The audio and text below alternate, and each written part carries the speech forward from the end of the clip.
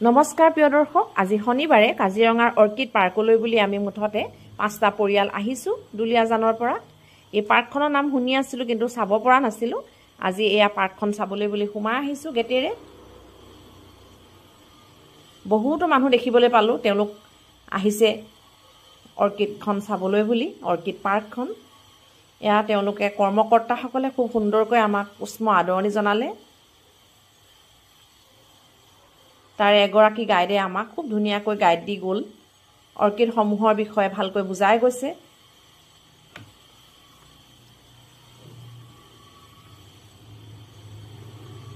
বিভিন্ন ধুনীয়া ধুনীয়া অৰ্কিড আমি দেখিবলৈ পালোঁ। খুবেই এটা মনোমোহা পৰিৱেশ আৰু তেওঁলোকে ইমান সুন্দৰকৈ বুজাই গৈছে প্ৰতিজোপা অৰ্কিডৰ বিষয়ে।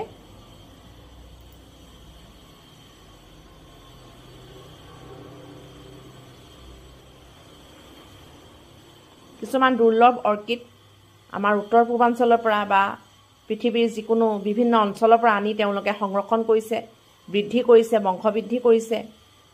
তেওঁলোকৰ এই প্ৰচেষ্টা আমি শলাগ ল'বই লাগিব।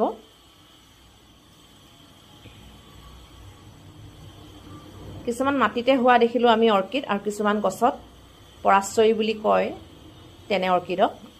এজোপা বৰ সুন্দৰ ডাঙৰ অৰ্কিড। এজোপা ভেনিলা গছ, ভেনিলা ফ্লেভাৰ দিয়া চকলেট বা বিস্কুট আমি খায়ে থাকোঁ। আজি ভেনিলা গছজোপা নিজ চকুৰে দেখিলোঁ, ভাল লাগিলে। এইবোৰ অৰ্কিড আমি দেখিয়ে পোৱা নাই আগত। তেওঁলোকে সংৰক্ষণ কৰিছে, বৃদ্ধি কৰিছে, বংশবৃদ্ধি কৰিছে। আৰু ওচৰতে অৰ্কিড পাৰ্কৰ ওচৰতে তেওঁলোকে থলুৱা ধানৰ প্ৰজাতিৰ বিভিন্ন সংগ্ৰহালয় খুলিছে, মিউজিয়াম, যিকোনো অসমীয়া থলুৱা বাদ্যযন্ত্ৰৰ মিউজিয়াম। মুঠতে চাবলগীয়া সকলো ফালে খুব ধুনীয়া সংৰক্ষণ কৰিছে। অখিল গগৈ ডাঙৰীয়াক আমি শলাগ লৈছোঁ এই প্ৰচেষ্টাৰ।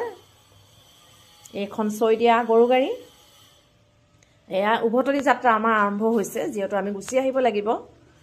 এয়া আমি আহি আছোঁ আৰু কাজিৰঙাৰে এখন হোটেলত আমি এতিয়া দিনৰ ভাত সাজ খাবলৈ বুলি লৈছোঁ। কাঁহৰ কাঁহী, কাঁহৰ বাতি, খুব সুন্দৰকৈ তেওঁলোকে আপ্যায়ন কৰিলে। অসমীয়া এসাঁজ থলুৱা আহাৰ খালোঁ। আহিব আপোনালোকে অৰ্কিড পাৰ্ক চাবলৈ, খুবেই সুন্দৰ। তেন্তে আকৌ নতুন ভিডিঅ'ত লগ পাম। Bye bye.